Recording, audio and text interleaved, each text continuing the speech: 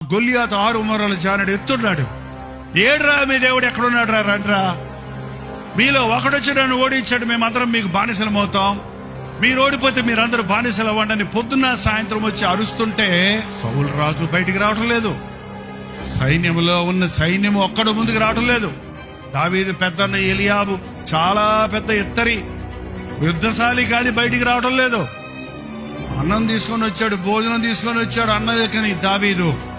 ఆ ఫిలిష్తీయుడు అరుస్తున్న మాటలు విని రోషం వచ్చింది అతనికి. ఎవరికి? బాలుడైనా ఈడెవడు నా దేవుడి నామాన్ని దూషించుతాడు, ఏ నా దేవుడి శక్తి లేడనుకున్నావా? నేను వెళ్తాను వేసే దేవుని నామంలో, యెహోవా నామంలో నేను వస్తానని అక్క దెబ్బతో అతన్ని పడగొట్టాడు కదండి.